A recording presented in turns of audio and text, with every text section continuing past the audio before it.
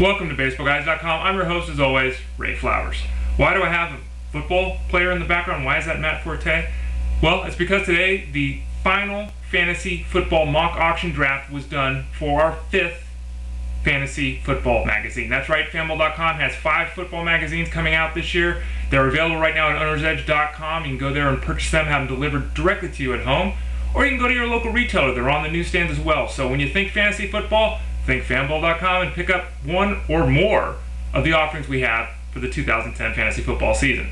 Back on the diamond, Shaun Marcum is the first guy I want to touch on today. He missed all of the 2009 season because of Tommy John surgery. He came back and looked absolutely spectacular to start the year. He's been a terrific buy for everyone who bought him late or cheap in auction drafts. Had a little bit of a setback his last couple of starts, didn't quite look as good. He's got some elbow inflammation, so what the Blue Jays have decided to do is to put him on the disabled list. Hopefully he'll miss one start. Good timing, obviously, with the All-Star game coming up here, so they expect to have him back in that rotation right after the All-Star break. They don't believe it's anything serious. They'll run all the tests to make sure there's nothing major going on here, but they're really just thinking, hey, this is a good time to get him some time off. We can have him get the couple weeks and only miss one start. Make sure he's okay because they've ridden him very hard at the start of the season. Look for him to come back after the All-Star break and keep your fingers crossed that he'll be able to continue the excellent pitching he's done so far in the first half. Travis Wood. Who's Travis Wood? He's a pitcher, and he's on the Reds. He's a youngster who made his Major League debut the other day. He's a left-hander. He throws about 90, 91 miles an hour, really relies on that changeup, what could be the best changeup in the Reds organization. The Cubs know who he is after that great outing the other day, 7 innings of 2-run ball against him. To read more about Wood and my thoughts on him, go to rototimes.com or fanball.com and read my most recent piece titled 5 Questions for a little bit more on Wood, as well as some other issues that are pertinent in the game of fantasy baseball today. The Blue Jays have recalled Edwin Encarnacion from the minors. Now, Encarnacion has been an enigma virtually his entire career. People saw him at the start and thought this is a perennial 30 home run bat. He's never gotten there at any point in his career. He's been in and out of the lineup with injuries, ineffectiveness, most recently being sent down to the minors because of some poor play. Now, he went down to the minors and not surprisingly at all, he raked. He had .438 with 3 home runs and an OPS of over 1,100 in his 10 games in the minors. So the Blue Jays say, hey, he's hot, let's bring him on back. Don't know yet if he's going to go into the lineup every day, if he's going to be mix and match based upon whoever's on the hill. We'll have to wait and see how that situation plays out. But it looks like this might be the last chance for Encarnacion to prove to the Blue Jays that he deserves to be on their 25-man roster. Jose Reyes deserves to be on everyone's roster, but he's out of the lineup because of that continued issue with his side. Now, the Mets are still saying it's a back injury. Reyes is still saying it's a side injury. Whatever the truth is, he injured himself in batting practice the other night. Hasn't played in a couple days.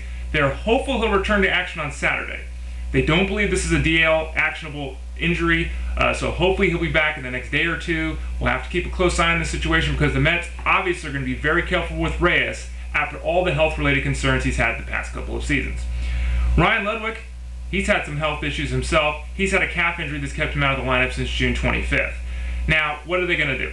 They're going to put him on the disabled list. Randy Wynn and Nick Stevanoa will split time in the outfield with Ludwick out.